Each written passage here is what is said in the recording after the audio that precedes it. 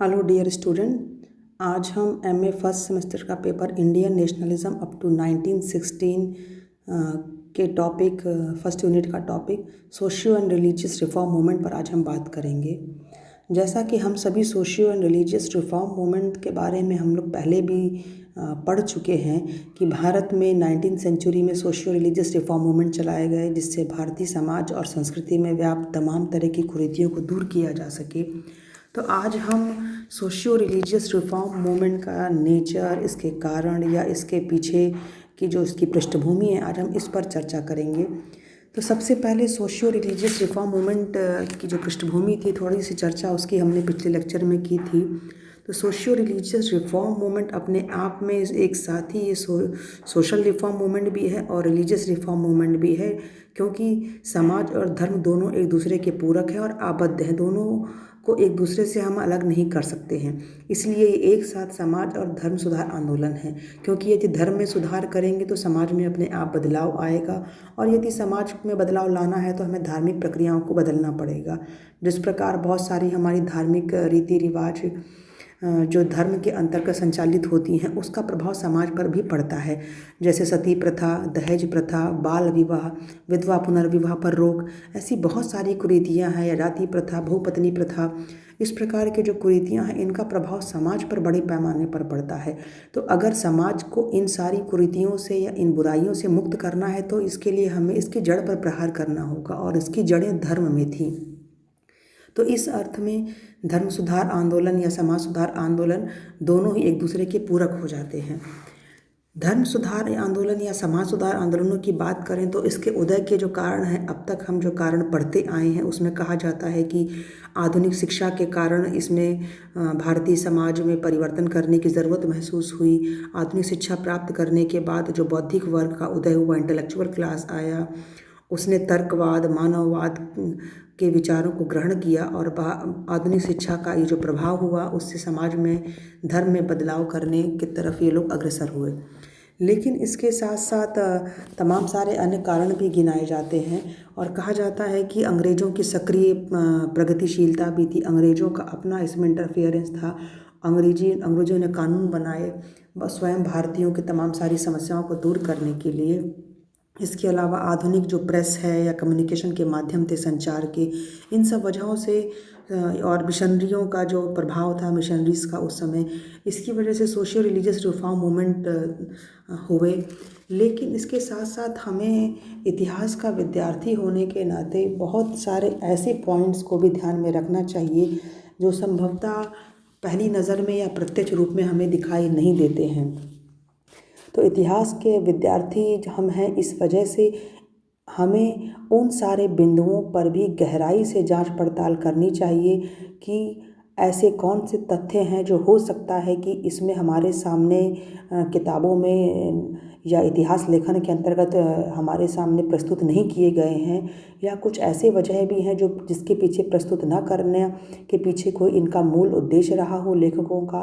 तो आज हम इसी तरफ से थोड़ा दृष्टि डालेंगे कि भारत में समाज और धर्म सुधार आंदोलन जब हुए तो उस दौरान हमने भारत की जो स्थिति है उस पर हमने थोड़े पिछले लेक्चर में बात की थी, और ये भी हमने इस चर्चा की थी कि औपनिवेशिक संबंधों का जो मूल आधार होता है वो आर्थिक होता है, और उपनिवेशों का हित सबसे पहले होता है। वो अपने हित को देखेंगे किसी भी प्रकार की कोई पॉलिसी को लागू करने के पीछे। और भारतीय समाज पर ब्रिटेन में हुई औद्योगिक क्रांति जो हुई, उसका प्रभाव हमने देखा कि भारत को लेकर ब्रिटिशर्स की जो पॉलिसी थी उस पर औद्योगिक क्रांति ने बड़े पैमाने पर प्रभाव डाला। भारत के में तमाम प्रकार के जो चार्टर आए, उसमें किसी प्रकार की नीतियों में जब उनकी कठोरता या ढिलाई दिखाई पड़ती है तो उसका प्रभाव औद्योगिक क्रांति के साथ जोड़ करके हमें देखना चाहिए। साथ साथ भारत को ब्रिटिश वस्तुओं के बाजार के रूप में तैयार किया जाए, इस उद्देश्य को पूरा करने के लिए भारत का आंशिक आधुनिकीकरण या पार्शियल मॉडर्नाइजेशन करना बहुत ज़रूरी था। इसीलिए भारत में अंग्रेजी शिक्षा को प्रोत्साहन दिया गया, सुधार के लिए कानून बनाए गए, और साथ साथ हम ये भी देखते हैं कि 19th सेंचुरी में कि इसकी जो इनिशियल स्टेज है, जो इनिशियल डिकेड्स हैं, आरंभिक दशकों में ब्रिटिश औपनिवेशिक हित हैं, उसने भारत में सामाजिक और सांस्कृतिक रूपांतरण के लिए कदम उठाया। यानी जो ब्रिटिशर्स के अपने जो हित थे, उसने भारत का सोशियो और कल्चरल ट्रांसफॉर्मेशन करने का प्रयास किया। और इस प्रक्रिया के दौरान या इसको पूरा करने के लिए अंग्रेजी शिक्षा को भारत में लागू किया गया। और भारत में लैटिन अमेरिकी और अफ्रीकी कंट्रीज़ की तरह वहाँ की जो इंडिजेनस जो कल्चर है या जिसको देशी संस्कृति कह सकते हैं, उसको रिप्लेस करने की कोशिश इन्होंने नहीं की या विस्थापित नहीं किया, बल्कि भारत में इन्होंने थोड़ा इंटरफेयर करके उसको चेंज करने की कोशिश की और उस पर अपना दबदबा कायम करने का प्रयास किया। और भारत में अंग्रेजी शिक्षा को लागू करने और समाज सुधार से संबंधित कानूनों का निर्माण करने के पीछे एक यही प्रमुख कारण था उनका। और इसका स्वाभाविक परिणाम आगे निकल करके आया कि भारत में अंग्रेजी शिक्षा प्राप्त करके एक इंटेलेक्चुअल क्लास का जन्म हुआ। यानी भारतीय परंपराओं से अलग हट करके पाश्चात्य जब शिक्षा को हासिल किया, पाश्चात्य विषयों को पढ़ा उस समय, तो उन्होंने महसूस किया अंग्रेज़ों ने कि भारत में एक अलग प्रकार का इंटेलेक्चुअल क्लास का डेवलप होगा जो बड़े पैमाने पर उन्हीं के समान सोचना शुरू करेगा, उन्हीं के प्रकार की जो संस्कृति को अपनाना शुरू करेगा। तो ये उनके औपनिवेशिक हितों की पूर्ति के से कहीं ना कहीं जुड़ा हुआ था। इस तरह भारत में अंग्रेजी शिक्षा हासिल करने पर जो बुद्धिजीवी वर्ग जन्म जिसने लिया, वो अंग्रेजी शिक्षा के माध्यम से पाश्चात्य उदारवादी विचार, जो वेस्टर्न लिबरल जो आइडियोलॉजी है, उससे वो परिचित हो सके। और इसी इंटेलेक्चुअल ये क्लास ने पाश्चात्य जीवन के साथ अपने आप को बहुत निकटता महसूस की और ब्रिटिश मॉडल के प्रति बहुत अट्रैक्ट हुए। वो ये जो इंटेलेक्चुअल क्लास है जो जो डेवलप हुआ भारत में, ये ब्रिटिश मॉडल के प्रति आकर्षित भी हुआ और साथ साथ इन्होंने तमाम प्रकार के वेस्टर्न जो आइडियोलॉजी है जब उसको पढ़ा, तो ब्रिटिश मॉडल के साथ साथ आकर्षण तो हुआ, उनकी सुपीरियरिटी या ब्रिटिशर्स की श्रेष्ठता में उनका विश्वास काफ़ी ज़्यादा बढ़ गया। वो ये समझने लगे कि वास्तव में ब्रिटिश जाति बहुत श्रेष्ठ है, बहुत सुपीरियर है, कि इस प्रकार के इतने इनके पास जो वैल्यूज, स्वतंत्रता, समानता, इस तरह की जो वैल्यूज़ हैं, डेमोक्रेटिक वैल्यूज़ हैं, ये इनमें ट्रस्ट करते हैं। और उधर जो ब्रिटिशर्स हैं वो भारतीयों के उद्धारक के रूप में या रेस्क्यूअर के रूप में अपनी छवि बनाना चाहते थे। वो चाहते थे कि भारतीय हमें समझें कि हम उनका उद्धार करने आए हैं।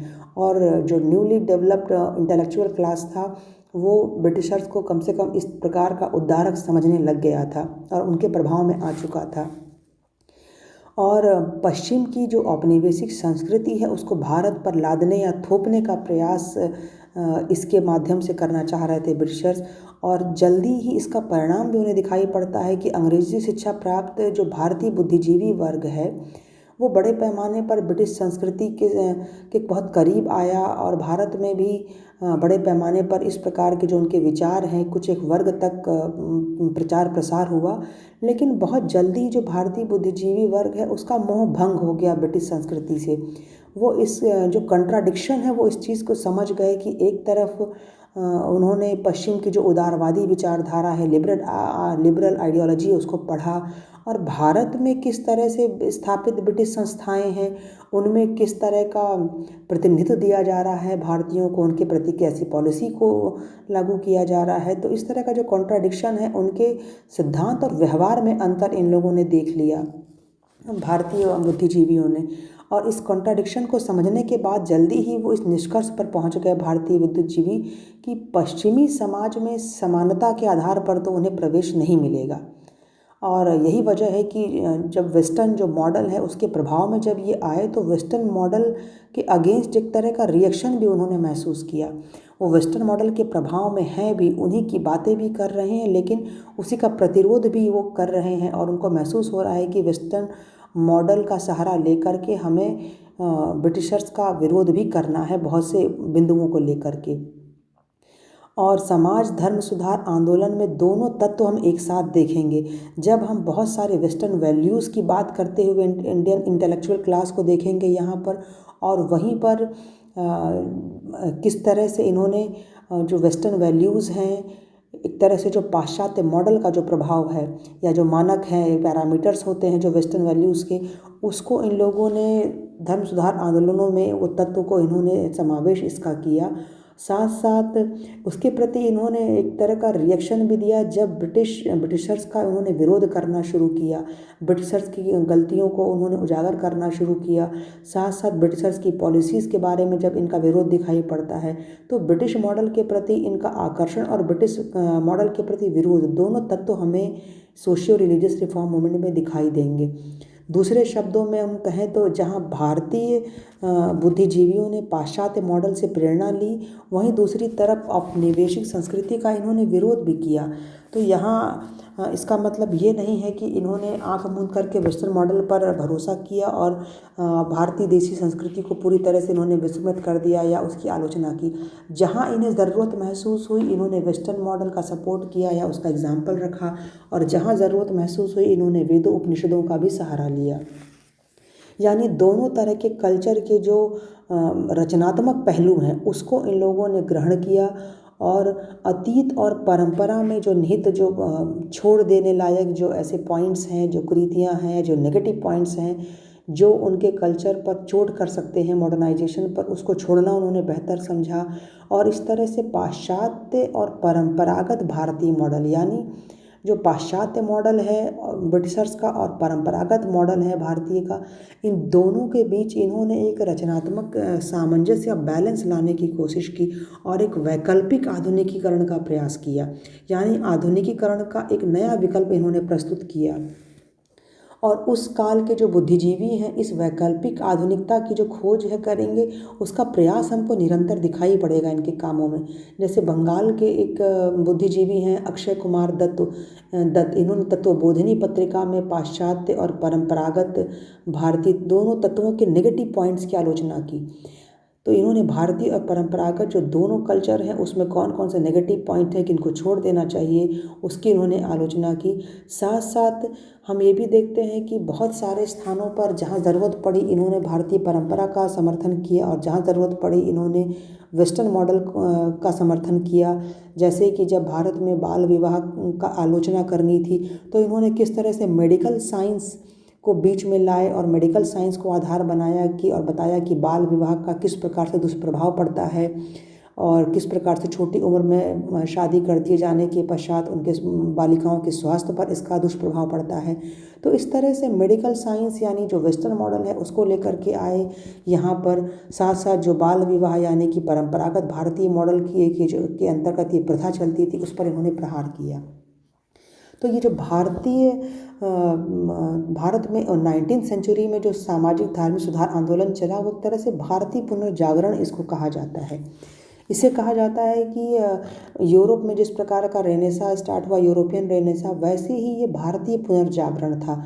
और अंग्रेजी शिक्षा प्राप्त जो बुद्धिजीवी हैं वो भारतीय अतीत और संस्कृति का जो आलोचनात्मक इन्होंने एक तरह से अन्वेषण प्रारंभ किया और समाज धर्म सुधार की प्रक्रिया शुरू की। इसे भारतीय पुनर्जागरण का नाम दिया गया। और चूंकि ये प्रक्रिया कहा जाता है कि बंगाल में सबसे ज़्यादा मुखर रूप से दिखाई पड़ी, इसीलिए बंगाल की तुलना यूरोप में इटली के साथ की जाने लगी।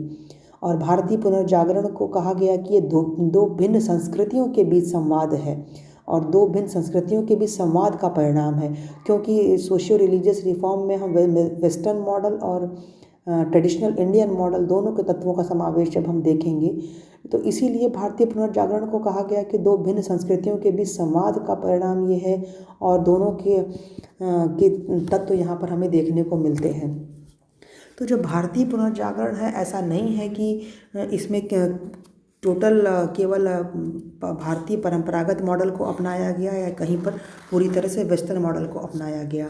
जब हम पूरे सामाजिक धार्मिक सुधार आंदोलनों को देखेंगे तो हम इसके स्वरूप को जब अध्ययन करते हैं तो हमें यहाँ पर दो प्रकार के वर्ग दिखाई पड़ते हैं। समुदाय, जो एक समुदाय ये मानता है कि भारतीय समाज जड़ है और दूसरा समाज ये मानता है कि भारतीय समाज जड़ नहीं है, उसका मानना है। और जो समाज मानता है कि भारतीय समाज जड़ है, रुका हुआ है, स्थिर है, सुधार की गुंजाइश यहीं पर थी। और मुख्यतः धर्म सुधार आंदोलन के अग्रदूत या पायनियर कहा जाए तो यही बने जो मानते हैं कि भारतीय समाज जड़ है और भारतीय समाज में सुधार की गुंजाइश है। और इस तरह भारतीय समाज में सुधार की बात करने वाले जो हैं वो एक तरह से उसमें दो प्रकार की विचारधाराओं को मानने वाले निकल कर के आते हैं, जो एक पश्चिमीकरण की धारा का समर्थन करते हैं या जो वेस्टर्नाइजेशन को फॉलो करते हैं। दूसरे हैं पुनरुत्थानवादी या रिफॉर्मिस्ट, और जो कहते हैं कि भारत की जो गौरवशाली प्राचीन परंपरा है उसमें कुछ बुराइयां आ गई हैं, यदि उसे दूर कर दिया जाए तो हमारा भारतीय समाज फिर से पहले की तरह गौरवशाली अपने स्थान पर प्रतिष्ठित हो सकता है। तो वहीं जो दूसरा समुदाय जो कहता था कि भारतीय समाज जड़ नहीं है, भारतीय समाज में सब कुछ अच्छा ही अच्छा है, कोई बुराई यहाँ पर नहीं है, ये एक प्रकार से यथास्थिति की बात करते हैं या स्टेटस को की बात करते हैं। इन्हें हम स्टेटस क्विस्ट भी कह सकते हैं, यानी इनका मानना है कि जो कुछ है सही है, कुछ भी यहाँ पर सुधारने की ज़रूरत नहीं है। तो इस तरह से पूरे सामाजिक धार्मिक सुधार आंदोलनों का जब हम अध्ययन करेंगे तो 3 प्रकार की मुख्य विचारधाराओं के इर्द गिर्द ही हमें पूरा सामाजिक धार्मिक सुधार आंदोलन चलता हुआ दिखाई पड़ेगा। और वो 3 मुख्य प्रकार की विचारधाराएं हैं पाश्चात्यकरण, पुनरुत्थानवादी और यथास्थितिवादी। पाश्चात्यकरण या वेस्टर्नाइजेशन की बात जो करते हैं या जो इस विचारधारा के अंतर्गत जो तमाम प्रकार के संगठन बनाए गए, तो इनका जो प्रमुख जो बल है या जो फोकस है पाश्चात्यकरण को मानने वालों का, उनके अनुसार आधुनिकता में सुधार के सारे पैमाने विद्यमान हैं। यानी जो आधुनिकता के जो पैरामीटर्स हैं उन्होंने इसको अपना बेस बनाया, और आधुनिकता के पैरामीटर्स में इन्होंने बहुत सारे पॉइंट्स बताए, जैसे कि तर्कवाद या रेशनलिज्म या साइंटिफिक विज़न होना चाहिए, हर घटना का मूल्यांकन हो, प्रयोग परीक्षण हो, किसी भी प्रकार के ब्लाइंड फेथ पर हम किसी बात को नहीं मान सकते हैं। दूसरा इन्होंने कहा कि मानवतावाद होना चाहिए, ह्यूमनिज़म होना चाहिए, मनुष्य को मनुष्य होने के नाते गरिमा उसको मिलनी चाहिए, पुरुष स्त्री के बीच भेद हो या ब्राह्मण गैर ब्राह्मण के बीच में भेद हो या रंग भेद हो, नस्ल भेद हो, किसी तरह के भेद को वो स्वीकार नहीं करते हैं। साथ साथ उनका ये भी मानना है कि स्वतंत्रता होनी चाहिए, भारतीय समाज में लोगों को स्वतंत्रता मिलनी चाहिए, जिसमें सबसे बड़ी बात इन्होंने कि अभिव्यक्ति की आज़ादी पर बल दिया। व्यक्तिवाद की बात करते हैं, यानी इंडिविजुअलिज्म की, भौतिक संस्कृति से जुड़े थे तो इसलिए औद्योगिकरण की भी बात करते हैं कि मॉडर्नाइजेशन का बहुत बड़ा एक माध्यम बन सकता है औद्योगिकरण भी।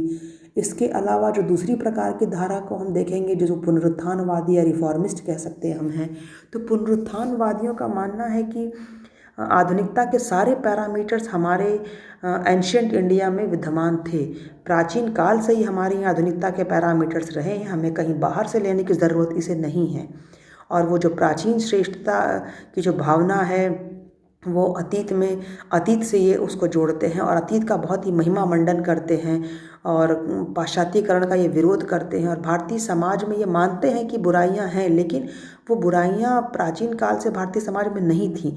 ये भारतीय समाज की बुराइयों की जड़ मध्यकाल में खोजते हैं और बताते हैं कि भारतीय समाज में जो बुराइयां हैं वो मध्यकाल की वजह से आई हैं, जिसमें ये प्रमुख रूप से बाल विवाह, पर्दा प्रथा, इस तरह की जो परंपराएं हैं, इसको इनका मानना है कि भारत में ये पहले से नहीं थी। ये भारत में मध्यकालीन जब सत्ता आई, मध्यकाल में सल्तनत काल की बात करते हैं, मुगल काल की, उसके पश्चात भारत में इस प्रकार की कुप्रथाएं जन्म लेती हैं।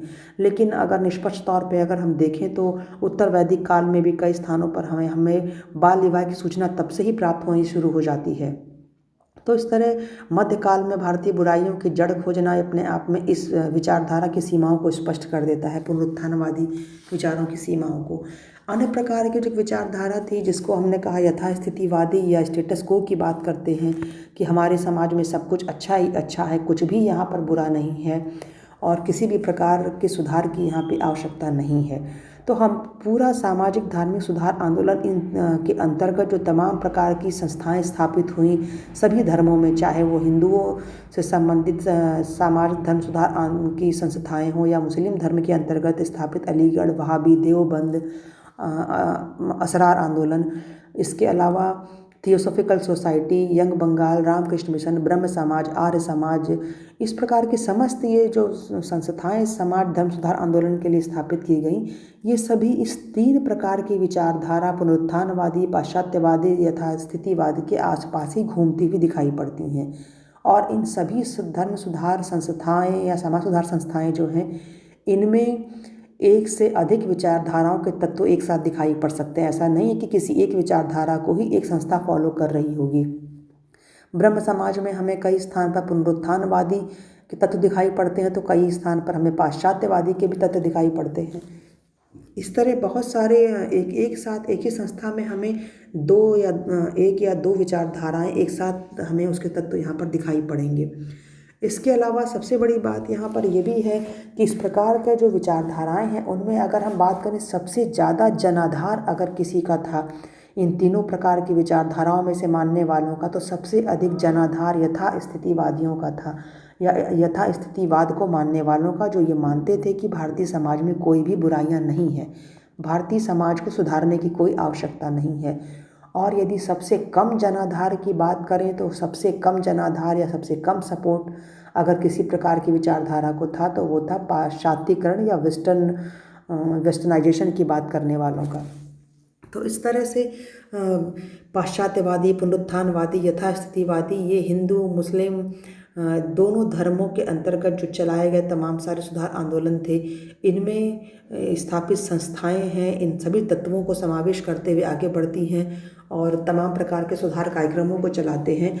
लेकिन इनमें एक बात अगर हम देखें कि भारतीय जो पुनर्जागरण जिसको कहा जा रहा है या इंडियन रेनेसा कहा जाए, तो इसको रेनेसा कह सकते हैं कि नहीं, इस पर हम बाद में बात करेंगे।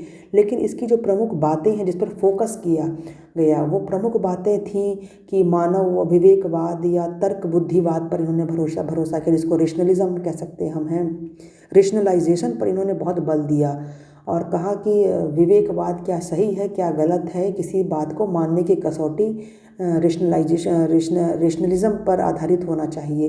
आंखें बंद करके ब्लाइंड फेथ हम किसी बात पर नहीं कर सकते हैं, यानी प्राचीन ग्रंथों के आधार पर भी नहीं कर सकते हैं कि जिसमें जो कुछ कह दिया गया हमें आंखें बंद करके मान लेना चाहिए।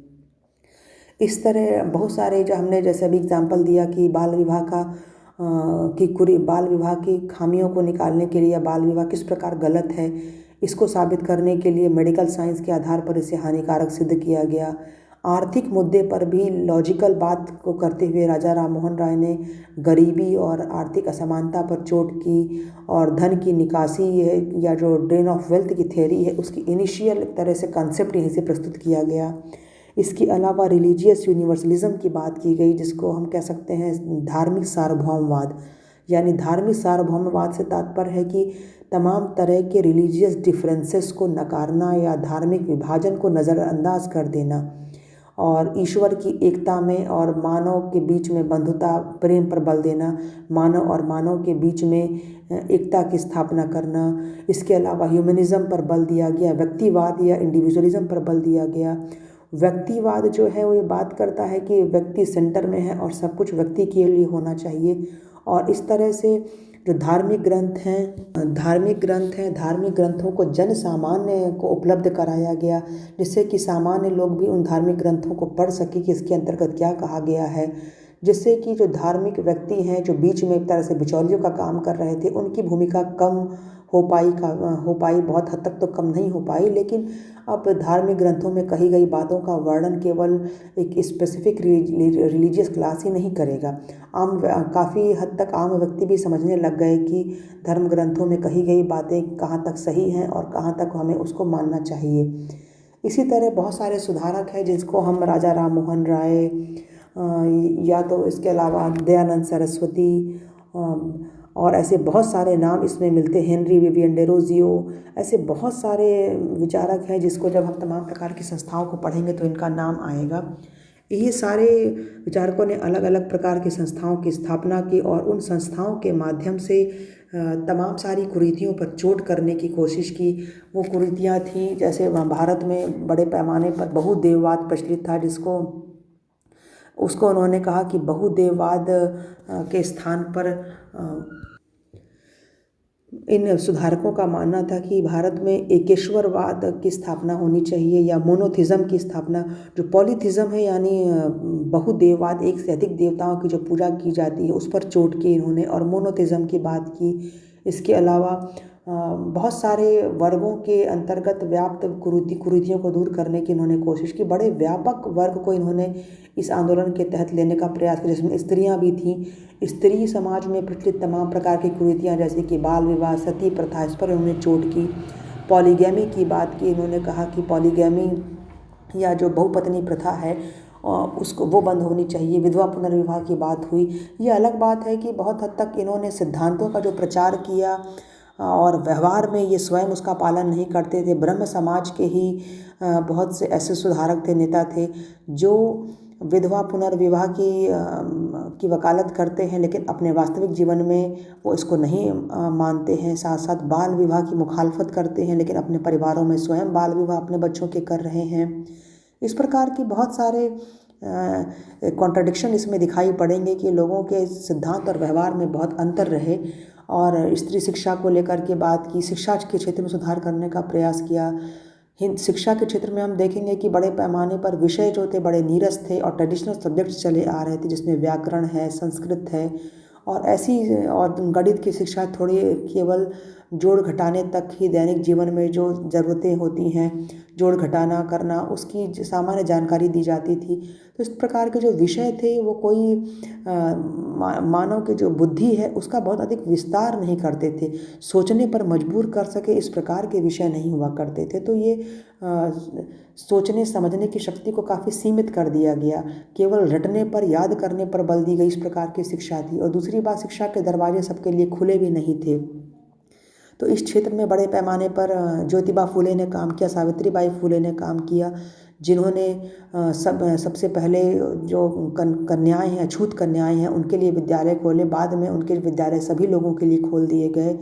इसी तरह शिक्षा के क्षेत्र में बाकी लोगों ने भी सुधार किया, करने की कोशिश की।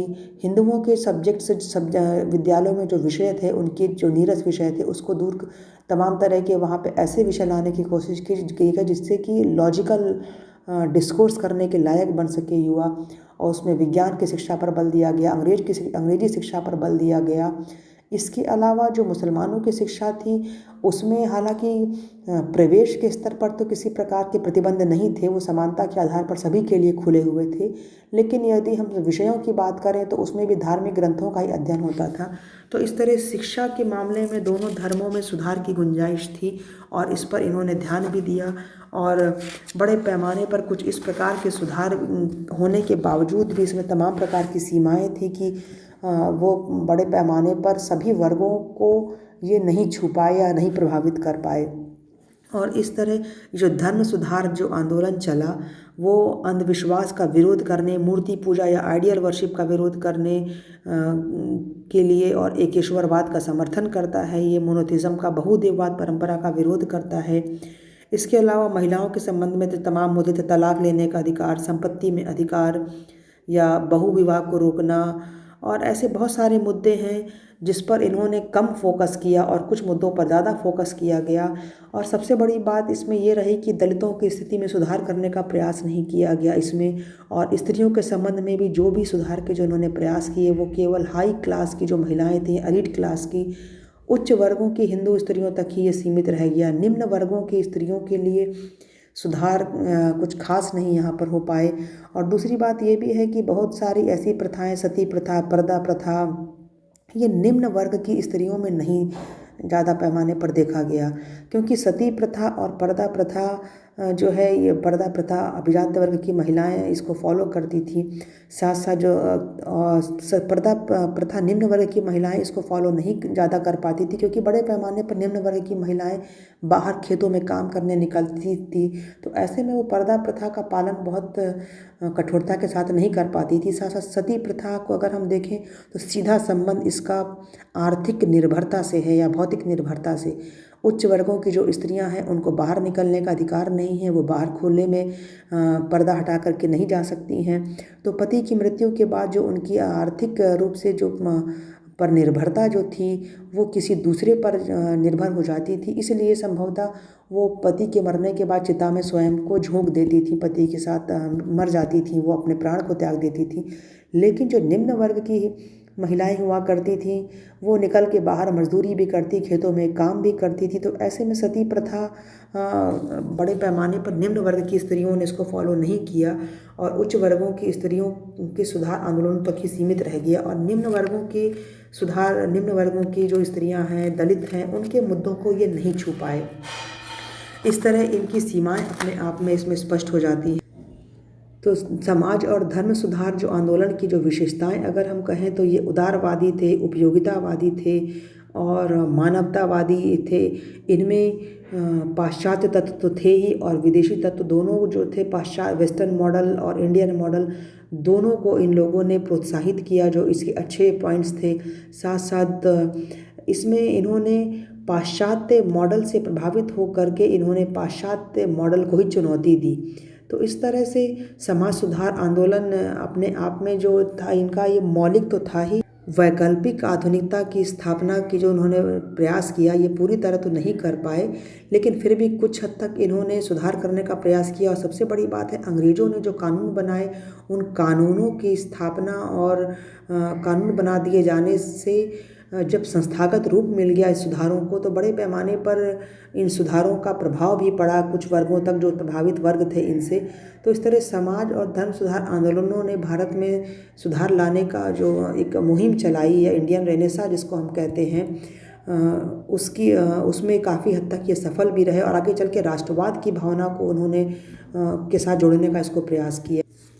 लेकिन जो इसे इंडियन रेनेसां कहा जाता है या इसको कहा जाता है कि ये भारतीय पुनर्जागरण था या रेनेसां, जिस प्रकार यूरोप का रेनेसां, अगर उसके साथ हम तुलना करें तो सुधार तो दोनों ही स्थानों पर हो रहे थे। यूरोप की अगर रेनेसां की तुलना करें भारतीय रेनेसां से 19वीं सेंचुरी के, तो इसमें हम पाते हैं कि 19वीं सेंचुरी का भारतीय पुनर्जागरण धर्म और दर्शन के क्षेत्र तक सीमित रह गया, जबकि यूरोपीय पुनर्जागरण की बात करें तो इसमें तमाम तरह के जो भौगोलिक खोजें की गई, वैज्ञानिक अन्वेषण किए गए, ये तत्व हमें इंडियन रेनेसां जिसको कहा जा रहा है 19वीं सेंचुरी के रिलीजियस सोशियो रिफॉर्म को, उसमें हमें भौगोलिक अन्वेषण और वैज्ञानिक अन्वेषण या खोजें नहीं दिखाई पड़ती हैं।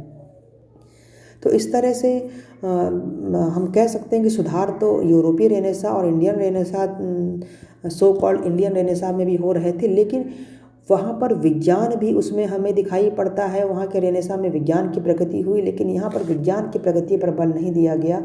एक तरह से प्योरली और ये सोशियो रिलीजियस रिफॉर्म मूवमेंट ही बन करके रह गया और वैज्ञानिक नई प्रगति के जो पॉइंट्स हैं वो यहाँ पर हमें मिसिंग दिखाई पड़ते हैं।